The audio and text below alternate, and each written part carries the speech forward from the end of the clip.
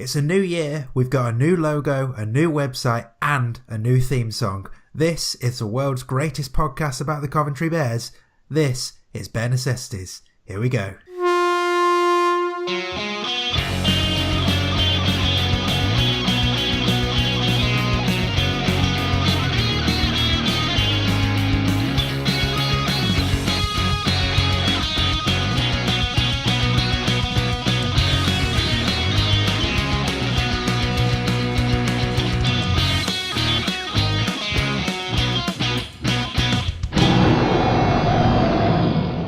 Yes, welcome to the first episode in 2018 of Bear Necessities, the podcast all about Coventry Bears.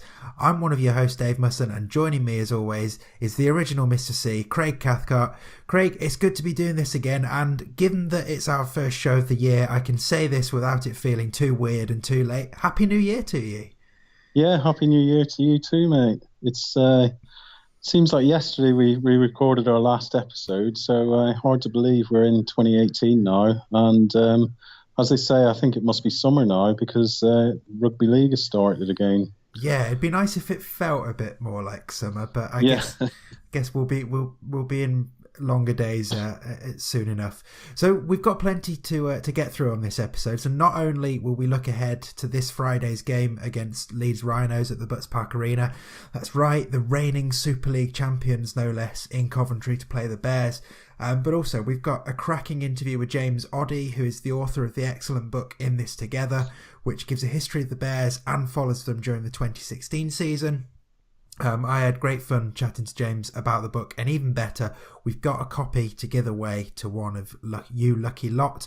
And we've got the return of our Ask Mr. C feature, where I put your questions even to my co-host. But before all that, lots of new stuff to plough through. So, yeah. Craig, we've got players to discuss, and we've got a new Bears kit to sort of generally just make purring noises about. But how about the new things at Bear Necessities HQ? So everyone will have just heard our new theme tune. And if they look at their phones while they play this show or whatever, which is superb, by the way. Thank you. You're too kind. I had great fun composing that. And if people listening look at their phones while they play the show or whatever else they're playing the show on, or they check out Cov Bears Podcast on Twitter, they will see our new logo. And perhaps best of all, they can check out our new website at covbearspodcast.com. Craig, even if I say so myself, we're looking pretty good this season, aren't we? Yeah, well done on that, mate. I have to say, a lot of hard work's gone into that, but the logo and the website are fantastic. I mean, we started midway through last season on the podcast, and to think how far we've come in such a short space of time, trying to make the show the best it can be and continue to promote the Bears. And, as I say, the logo and the website are fantastic. So if you're looking at the new logo and wondering where the changing colour has come from, well, it will all become apparent as we go through some of this stuff. So let's get stuck into new things for the Bears, and starting with what the team will be wearing in 2018. Not the usual subject of our podcast, but it's worthy of discussion right now. So if you've got used to the Bears running out at the Butts Park Arena in their sort of two tones of blue, you might be in for a surprise this year, because the blue kit is only going to be seen on the road, and that's because to mark the club's 20th anniversary, the Bears are going to be wearing black and white at home. So why black and white, you may be wondering? Well, it was the colours of the first Northern Union side that played rugby league in the city before the First World War. And of course, it's not to mention that it's also a massive hat tip to the two-tone music that our city is famous for. Now, if you're watching this podcast on YouTube, we'll make sure there's some pictures of the kits coming up as we're talking about this. You can also see pictures of both shirts at coventrybears.com and on Twitter. But essentially, it looks amazing. It's got a giant bear on the front of the shirt. It's going to feature the Coventry UK City of Culture 2021 logo on it as well. Craig, I mean, you and I were fortunate enough to have a sneak peek of this before it became official, and we've been very excited ever since. The Bears are going to look the business on the pitch in Coventry next season, aren't they? It's an amazing kit, I have to say. And when it's been shared on social media, there's been so many comments from people saying how great the kit looks. It looks so professional. One of the best kits, I think, certainly in League One, but, amongst all the clubs in Super League as well. I mean, the Bears since day one have always had great kits, you know, but I think the design this year surpasses that. You know, it's just brilliant and great to see the Bears mark the 20th anniversary of the club by trying something different. The branding's brilliant, I think, and I think they're already available on the O'Neill's website, so I'll definitely be ordering one. Yeah, so I was going to say, you can, as far as I'm aware as well, you can buy your shirt to show your support for the Bears in their 20th anniversary season. And you're right to point that out, Craig, as well. There is a little motif on the bottom of the shirt that points out that it's a 20th anniversary season as well, which is a nice touch. But if you follow links to the shop from coventrybears.com, you can find it. And I've not tested this yet, but I will be testing it. So apologies if it doesn't work, but I'm sure it will, because according to the Bears website, you should also be able to get 20% off if you use the code BEARS20 at the shop. But if you go on coventrybears.com, look at the article and drool over the pictures, and then follow the links to the shop, go get your shirts and wear them with pride this season. Okay, so continuing the theme of new, we have a load more new signings to discuss, but not before we give a quick mention to the excellent news that Jason Bass has re-signed for 2018. We covered a lot of re-signings in the last episode. Jason, he's a regular fixture in the Bears squad, has been for the last few years. He never lets a side down, and it's just great to see him back this year, isn't it, Craig? Yeah, I mean, he's nearly at 50 appearances for the Bears, and he's still really young. So, you know, he's what you could consider experienced. And, you know, as you said, he never lets the Bears down. He leaves everything on the pitch. I mean, last year I thought he got better and better.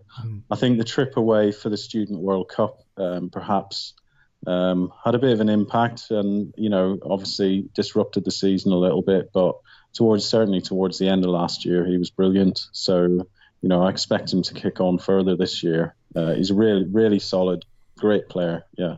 And just as a reminder, in case, obviously do go back and check the previous episode if you want more discussion, but just a reminder of those players who had already recommitted to the Bears for this year. So that list was Chris Barrett, John Aldred, Alex Beddoes, Paul Emanuele, Harry Chapman, Dan Gover, Zach Williams, James Gertens, Kieran Sherratt and Hayden Freeman. So you had Jason into that, and that's the bones of a very exciting squad already.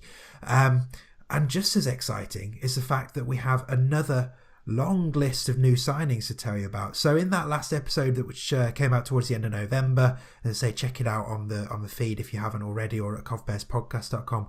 So we talked through 9 new signings in that episode, and we've actually got another 7 to go through now. So I think what we'll try and do, we'll go through, we'll talk about each signing individually, we'll give what information we have about them, and yeah, just a chance to talk about them. And again, if you're watching this on YouTube, or you want to go and watch this on YouTube, we'll make sure we include pictures of all the new players at the bits where we're talking about them. So let's go through. I think there may have even been a couple more announced this weekend as well. So wow, the list of new signings just keeps getting longer and longer. It really does. So in terms of the ones that we're going to go through right now, we'll start with Harry Kaufman, who he did actually play for the Bears prior to Bears being in League One, and then had time at Oxford, and has spent the last couple of years at Coventry Dragons. He's a back rower, and have I remembered right? He sort of helped the Bears out a bit last season and ended up playing for them in one game as well, I think.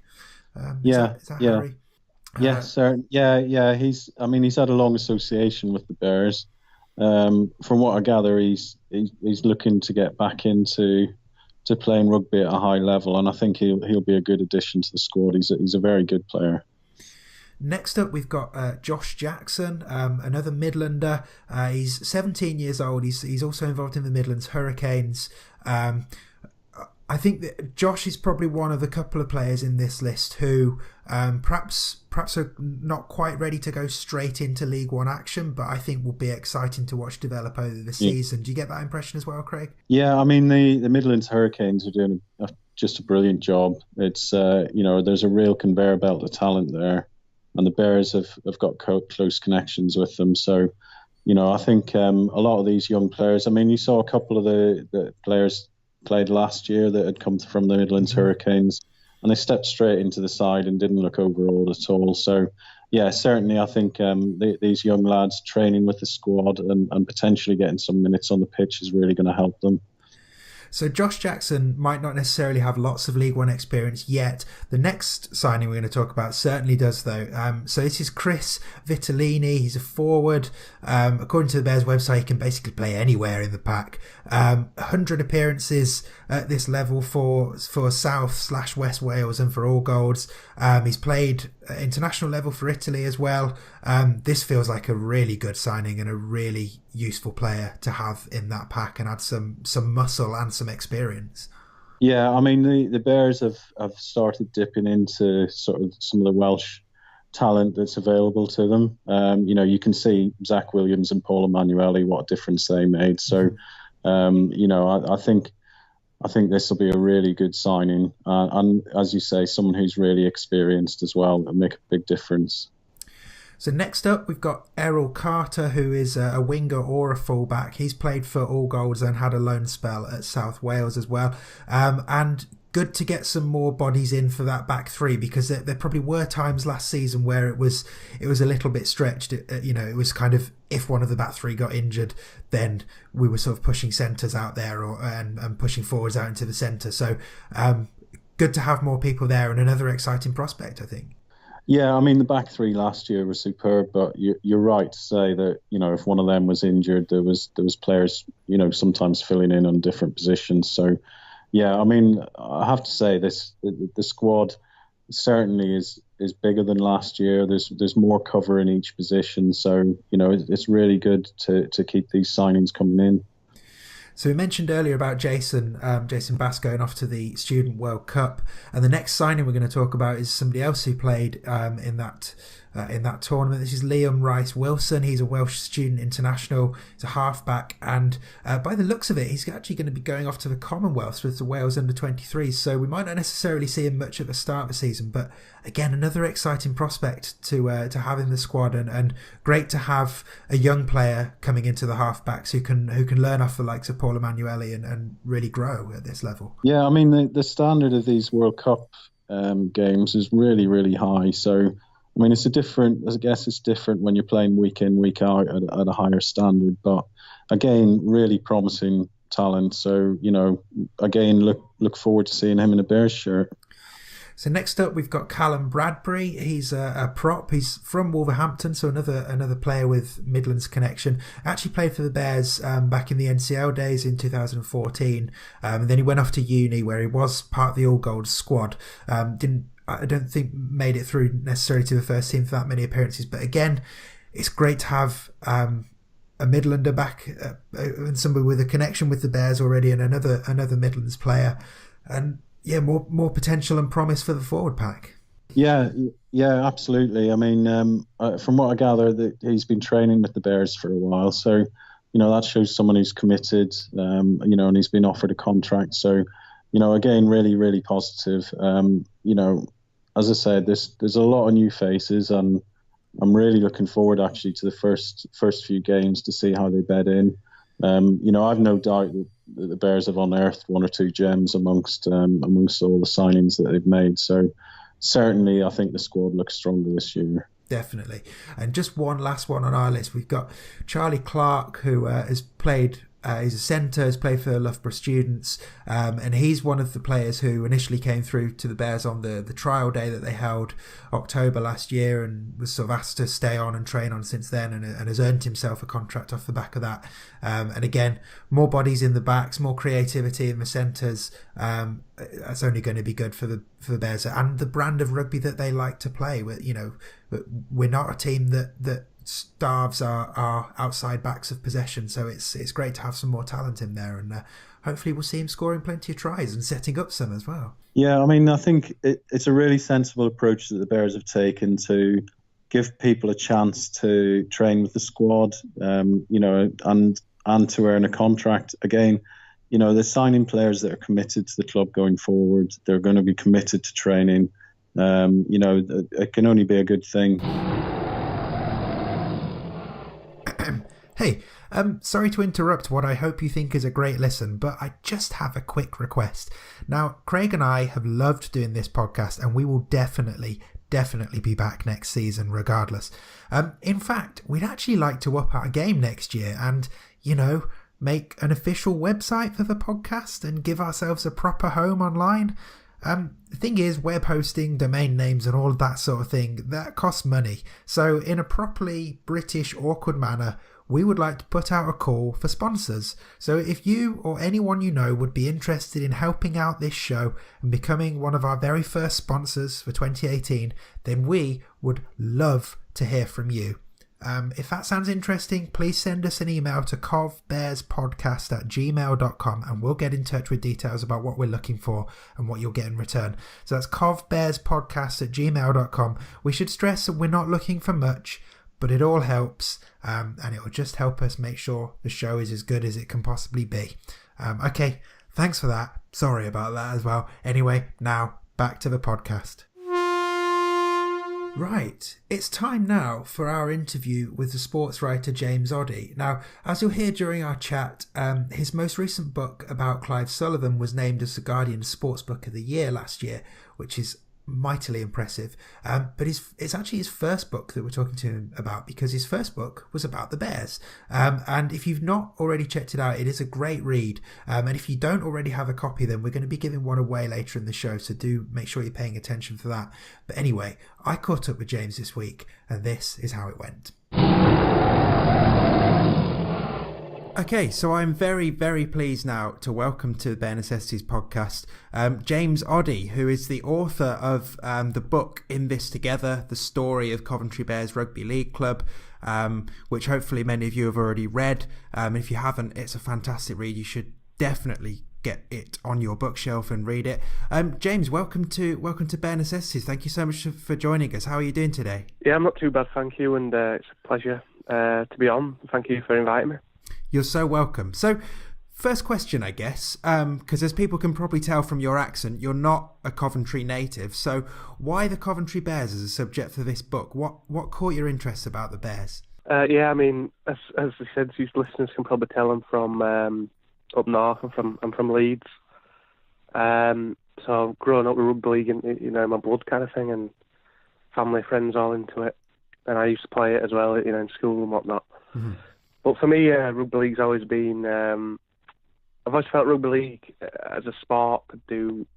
it's always been frustrating to me that it's seen the northern sport. And as I've written about the sport, I've been lucky enough to write for magazines and whatnot. Expansion clubs, I don't really like that term, but they always interested me. And Coventry Bears in particular, because I just felt like they just stood out. There's something about them, the branding.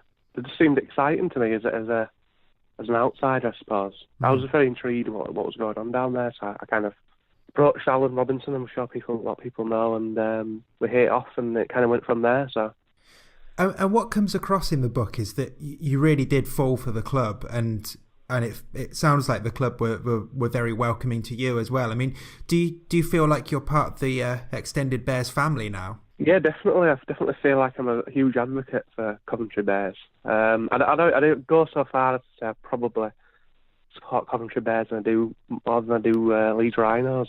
Wow. Which is a big thing for me as someone who grew up as a South Stand season ticket holder. But yeah, there's something special about Coventry Bears, and it wasn't just because I wrote a book about them. There's this awe around them that I've found really kind of... you can get a bit jaded about rugby league, to be quite honest with you, when you spend a lot of time around it, which you have as a journalist. Mm-hmm. But Coventry kind of gave my love of rugby league back again, I'm very thankful for them.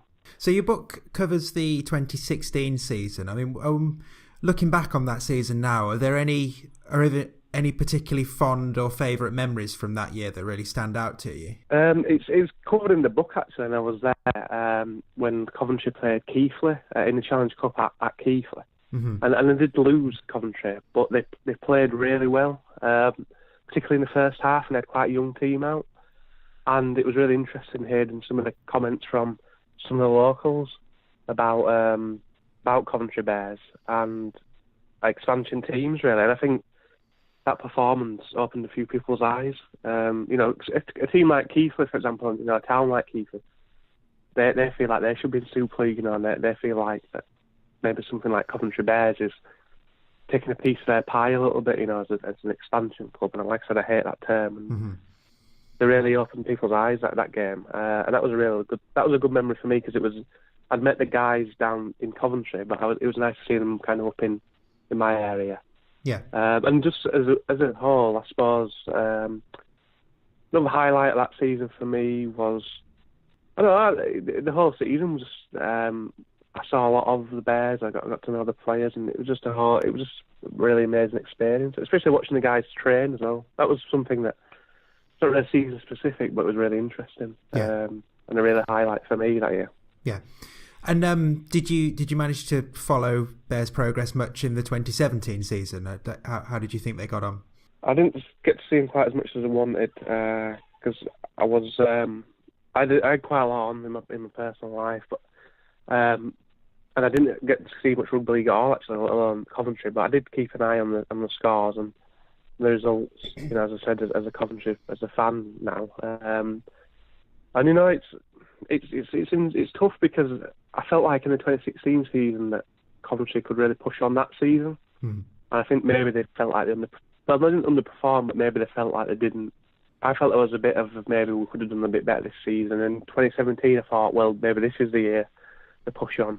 And again, maybe there was that feeling that they hadn't quite done it. And it's not a criticism whatsoever of anyone at the club, but as a fan, I suppose, rather than as a journalist, it was just like so many results were just almost there, and it just felt a bit frustrating, but also at the same time, I think, and we'll get into it in other questions, but the actual job that people do at Coventry Bears is unreal. So maybe I've just got, I'm used to, supporting Leeds and win everything and win all the time. And, it's a new experience supporting a club like Coventry. So. Yeah. I mean, it must be boring supporting a team that wins all the time anyway. So, how do you think the Bears have progressed since joining League One? Because I know your book obviously covered the second season of since joining League One, and we just talked about last year. So, as a fan, as a relatively new fan, and as someone who's watching from a bit of a distance, do you feel like the club's on the right track in terms of how it's approaching League One? Yeah, I think so. I mean, obviously, I'm privileged that I did get to see behind the curtain a little bit with people like Tom Sang and Alan and Ron Banks, people like that. And the thing I can say is that being around those guys, their enthusiasm and their ideas were really kind of inspiring in a way. And I think as long as those kind of guys are involved, the club will always go in the right direction. Also, the group of players as well. Yeah, I think the way that the club approaches League One is good, and I think they are heading in the right direction. Yeah. So you've said you don't like the term expansion, but we'll use it for sake of ease in this next question. So I'm curious as to what people really think of expansion teams up your way. So the idea of rugby league in Coventry, in the South, in Toulouse, in Toronto, in New York, is that taken seriously where you are by people other than yourself who obviously are a big advocate of it? I would say, unfortunately, a lot of people in my area, in my neck of the woods, are quite negative, which is frustrating. I don't understand it at all. I mean, Ray French wrote a piece about my book actually when it came out, which was very nice, very complimentary, and he actually quoted me and said, because I wrote in the book that basically, rugby league needs clubs like Coventry to survive and thrive. I know people at clubs like Dewsbury, Batley, Hunslet, great clubs, and they should be celebrated and supported by the RFL. But if rugby league was just made up of clubs like them, I think it would be a part of sport. And I don't really understand why some people in my area are negative. It's sometimes I'm not sure if people would prefer to be a big fish in a small pond. If the sport gets bigger, maybe they'll lose some power. I don't really know. Yeah. But it is. It's mind-boggling to me. I don't really understand it. I mean, you wouldn't be getting football or something like that, for example. So no. Or rugby union, probably. No. And while we're on expansion, I mean, two of the expansion teams in All Golds and Oxford, they're not taking part in League One this year because of the plan to merge for next year. What do you make of that as a move? Do you think it's a a good thing that they're converging on a big city that reacted well to the World Cup, or is it a bit of a shame that we're losing two clubs effectively? I'm in two minds about it, really. I think on the one hand, you are losing two clubs, as you said, which is a negative, and it kind of maybe reinforces that notion that these expansion clubs, or clubs outside of the north of Yorkshire and Lancashire, really, not the north, can't thrive. But on the other hand, you've got to be realistic, and if the merger means that more of those people are going to be able to remain in rugby league, then I can only see, I'd choose to see the positives, really.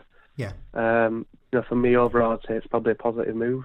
If it can sustain, there's good people involved with both those clubs, and if they can get retained in rugby league, that's a positive to me. So yeah. And another thing that's really interesting about the book, so obviously the book covers the 2016 seasons we've already covered, but there's also an appendix in the book that goes into the story of the really early days of rugby league in Coventry. So about the pre-World War One Coventry Northern Union team. Yeah. I mean, that was fascinating for me to read as a fan. That must have been really fascinating for you to learn about and write about when you were pulling this together. Yeah, and I think it actually, we're talking about these fans maybe in up north or whatnot that are kind of protective or whatever you want about the game and don't like clubs like Coventry for some reason. And well, I felt like with that and the research I did for that, hopefully it might have opened a few people's eyes that actually, well, one, I don't really understand the notion of any club having more or less of a right to play rugby league, but Coventry do actually have a real Coventry Bears. They have a real right to be involved with rugby league because they had a club that was there not right from the start, but not too far after. So rugby league and rugby union have both got a huge heritage in Coventry and the Midlands in general. So yeah, doing that chapter was pulling that information together was really interesting, and it really kind of broadened my knowledge as a rugby league fan. Yeah. So I guess this next question is probably the most important question of our entire chat. You're a Rhinos fan since a young boy. You're a Bears fan, increasingly so. Obviously, Friday, the Bears are playing the Rhinos.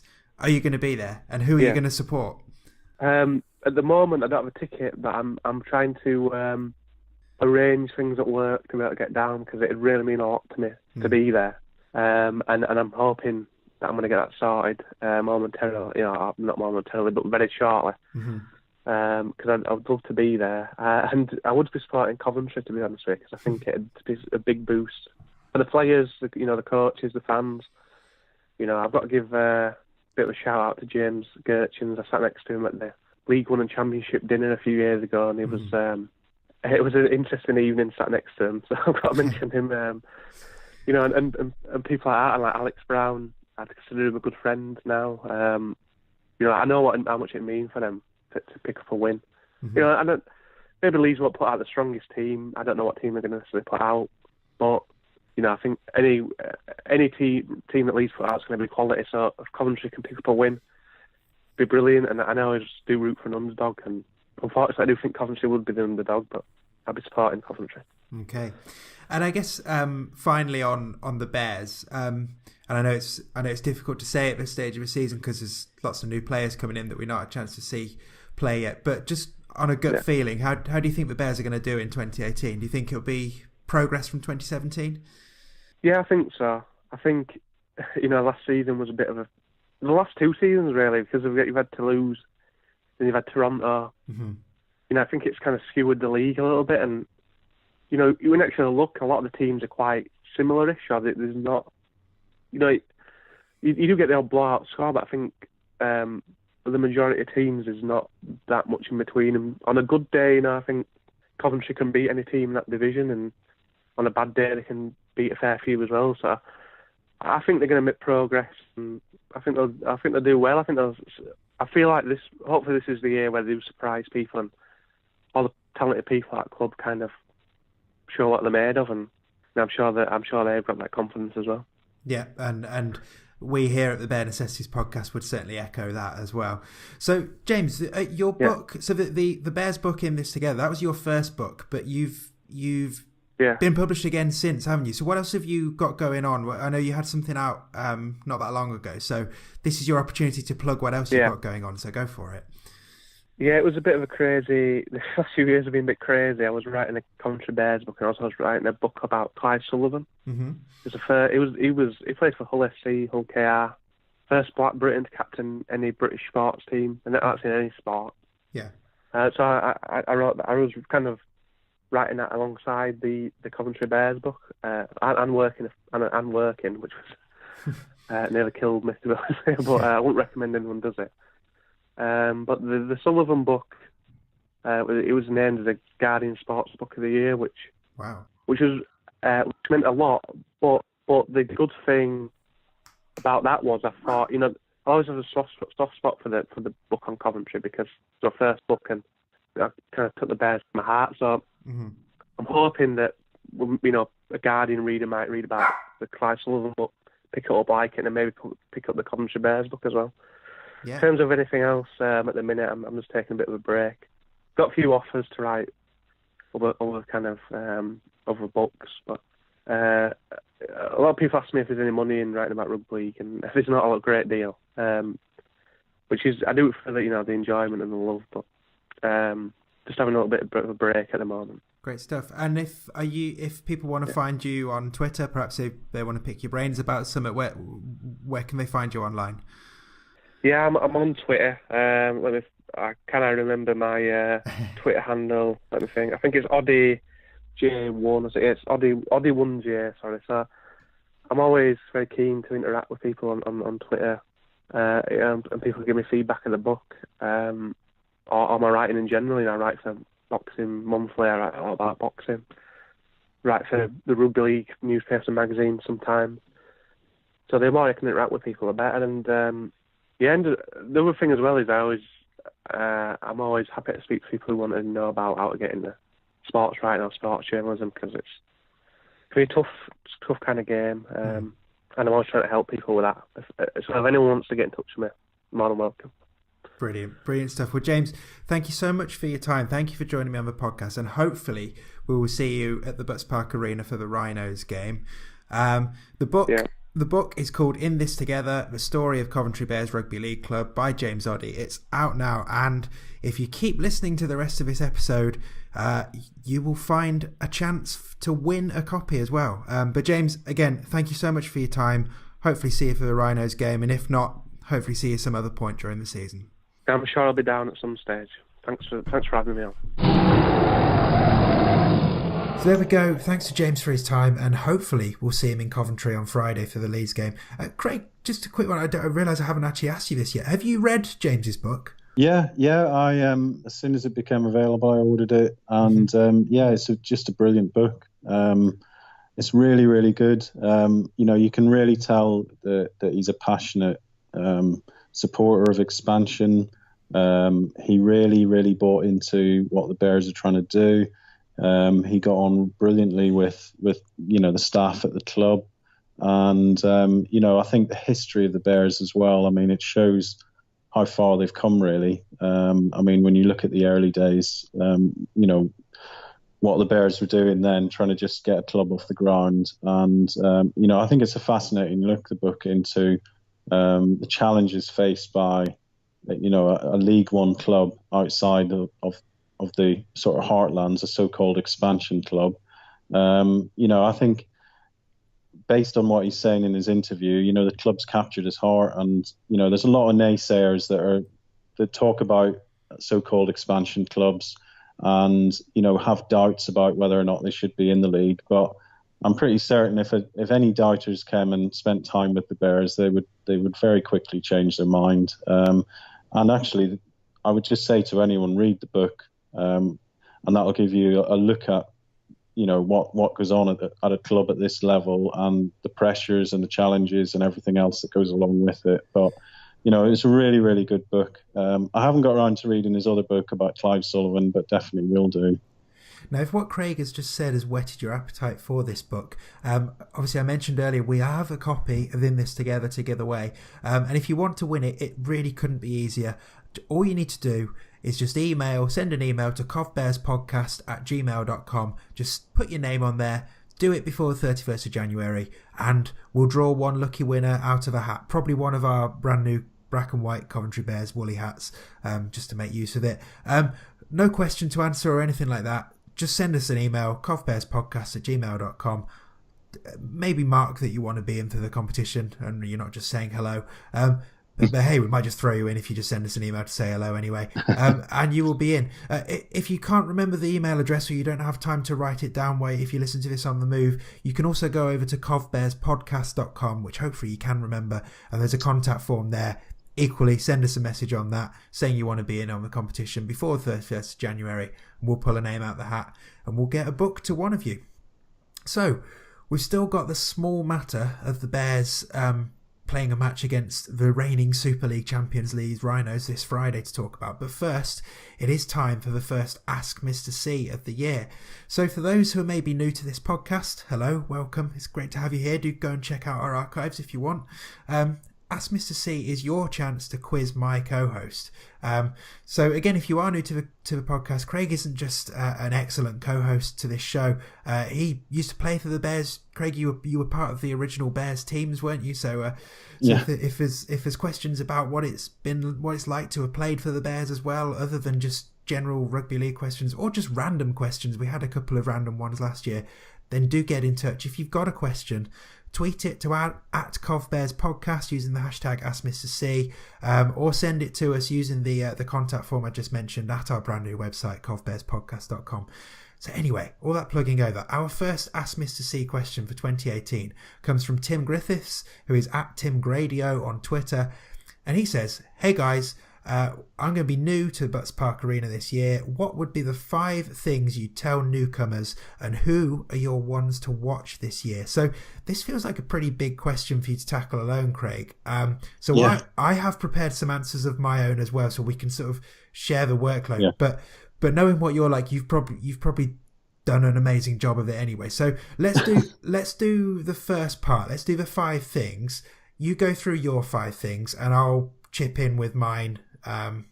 Because I think mine might be slightly different, so we can actually give Tim 10 things between us. Yeah. First of all, welcome Tim to the Bears family. I hope there's lots of other people like Tim who are going to come down this year, and I'm pretty certain they're going to really enjoy it.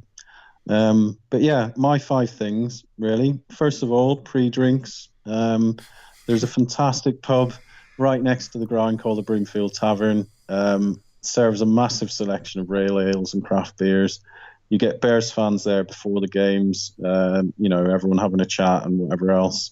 Really, really good. The next thing I would say about the fans of the club are just excellent. Win or lose, they get behind the players. They want to see expansive rugby. That's what they get week in, week out.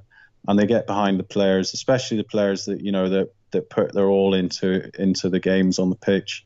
Workington Town last year, that's a good example. The Bears lost narrowly, but the players got a massive ovation when they left the pitch because they put such an effort in. The fans truly appreciated that. I can't believe you mentioned that game again. I'd forgotten about that. I know, I've just about got over it by now. Yeah. The other thing to say as well is the Butts Park Arena is a fantastic stadium with great facilities, shared with Coventry Rugby and Coventry United FC. There's been a long association with Coventry Rugby, and going back the full 20 years, and there are people who are fans of both clubs. I certainly follow Coventry Rugby. The Bears are my number one, but Coventry Rugby and Coventry United, I always look out for their results. The other thing, the Bears mascot's called Big Blue, one of the best mascots you'll see, certainly in League One. Makes appearances at home games, but also community events that the Bears are involved in across the city. And my final thing relates to that community work. The Bears have a Bears 5 program, which is a version of 5-a-side touch rugby. It runs every week, and you get all sorts of people going to that. Really, really good. I think there's details on the Bears website on how to join up for that. So I think that just about covers my 5. Yep. That's as comprehensive as I expected. Excellent stuff, Craig. So my five are shorter, and slightly more bossy. Mine are just five things to do. So my five things. Well, there's four things to do, and there's one general point, which is number one. Welcome. You'll have a lovely time with the Bears. It's a great club to support, and you're going to have fun. But my remaining four things are very much things to do. So yeah, you should subscribe to Bear Necessities if you haven't already and listen every week. You should make sure you go and say hi to Alan Robinson when you come to a game, and go and say hi to Ron Banks as well. He will tell you lots of interesting stories about the Bears. Make sure you cheer the team on. You've already mentioned this, Craig, the Workington game, as horrible as the result was in the end, a brilliant example of what supporting the Bears is all about. And lastly, my command, I guess, would just be to tell a friend or two and get more people coming along. Bring some friends along. So I think we've done a good job of the five things there. I think hopefully, Tim, you've got 10 things now. So hopefully that's value for your tweet, and anyone else who's listening, perhaps for the first time, hopefully that's giving you some ideas. Let's look at ones to watch. Now, I don't know whether I was just getting stuck on the five things part of the question, but I've come up with a list of 5 players. How many have you got as your list of ones to watch? I think I've got 5 as well. I didn't really want to single players out, but there's certain players that certainly catch the eye every match and deserve a mention, I think. Mm-hmm. Well, you go through with yours, because I have a feeling, given that you and I have been hosting a podcast together for the last 6 months, we've probably got some crossover. So go through yours first, and then I'll let you know how many of mine are also on your list. So yeah, I can't not mention Chris Barrett, the record appearance holder for the Bears. He really is the heartbeat of the club. Leads from the front and leaves everything on the pitch. He's got really impressive stats for a big lad as well. Scores a decent amount of tries. Also James Gertjens. He's Australian, but with Welsh and Dutch international caps. But he's a really important member of the squad. Again, leaves it all on the pitch. He's someone as well who interacts really well with the fans. He'll happily talk to anyone and give them time. And he's doing very well coaching the Coventry University Rugby League team this season as well. Yeah, isn't he? They're beating teams very easily by the looks of it. Another one who's a fantastic prospect is Hayden Freeman. Mm-hmm. Just a fantastic finisher, scores lots of tries, and I'm pretty sure he'll score loads this year. Having had the experience over the last couple of seasons at the Bears. The last two really are the 2 Welsh guys. Zach Williams, came in last season and he's just brilliant. Just a tackling machine, really influential on the Bears. They really miss him when he's not playing. He's only a young player and he's just going to get better and better. And finally, Paul Emanuele, again, came in midway through the season last year. Really influential. I think, towards the end of last year, you could really see the value he's going to bring to the club. And I think he's going to have a big impact this year. That's a really solid 5, actually, Craig. I've got 3 of mine are on your list. So I also had Paul Emanuele, James Gertjens and Hayden Freeman. For my other 2, this is a bit of a punt because we haven't seen them play yet, but I was revisiting our notes from our last episode of the first batch of new signings. I'm going to throw in a couple of those as ones to watch. So I want to throw in Ben Stead. He was part of the team of the tournament from the Student World Cup last year. So that leaves me feeling excited about prospects of him. And simply my last one is Dante Samuels, because of his hair. He's got amazing hair, and I cannot wait to see it on a pitch. I really hope it's allowed to run free and it isn't tied up or hidden under a scrum cap. I'll be very disappointed. And I'm expecting him to be pretty good on the pitch as well. But with that hair, he's already won me over. But great question, Tim. And don't forget, if you're listening and you have something you want to ask Mr. C, or indeed both of us, then do tweet it to @CovBearsPodcast on Twitter with the hashtag AskMrC, or use the contact form at covbearspodcast.com. Okay, it's almost time for us to go, but not before we get excited and try and preview the visit of Leeds Rhinos to the Butts Park Arena this Friday night. So tickets are still available. More than 500 have gone already. So don't loiter too long if you're thinking about it. You definitely don't want to miss out on this curtain raiser for the season and a special celebration of the Bears' 20th anniversary. The hospitality part of it is sold out. There's going to be loads of special guests coming down from throughout the Bears' history. There's a few national journalists coming down as well, so hopefully some good coverage about the Bears in the national press in the aftermath of this game. Craig, I know you've bagged yourself a hospitality ticket. It's all very exciting, isn't it? Leeds Rhinos Friday night under the lights, start of the weekend of rugby across Coventry. There's Cov Rugby Union on the Saturday and the Wasps on the Sunday. It's gonna be a pretty special occasion, I think.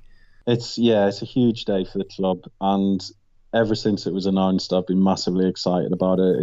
It's going to be absolutely amazing for me to go and watch Leeds Rhinos playing at Coventry Bears. I mean, I would never have imagined it. I mean, to think that 150 hospitality seats sold out weeks ago. I mean, they sold out within a couple of weeks, and then having the several hundred extra tickets sold. Potentially it's going to be the biggest gate the Bears have ever had at the Butts Park Arena, and potential to be the record attendance, which I think was just over 1,000 for a Keighley game a couple of years ago. I mean, there's been massive interest on social media, and I have to, say that the marketing of the game has just been fantastic. Everyone who's arranged that has just done a brilliant job. I mean, also, because it's the 20th anniversary game, there's loads of ex-Bears players coming along. There's people flying in from all over. There's even one guy coming from Australia. So there's also a lot of ex-Coventry University players coming. I mean, obviously the origin of the Bears is in the university team. And the players that are coming along were involved. Some of them were involved in the early days of the Bears. So it's hard to believe that 20 years later, the Bears are now playing the Super League champions at the Butts Park Arena. I mean, I'm just, as I said, massively looking forward to it. Who knows where the Bears will be in another 20 years? Let's hope they're playing the Leeds in a league game in the Super League. It's just very exciting all around. Yeah, I mean, obviously we should point out we don't know exactly what sort of team Leeds are going to bring. It is obviously a pre-season game. We probably shouldn't necessarily expect that loads of the players that you and I, Craig, saw take to the field at Old Trafford in October will necessarily be coming at Butts Park Arena. But I wouldn't be surprised if there are a few names that we've heard of mixing with a few of Leeds' younger players.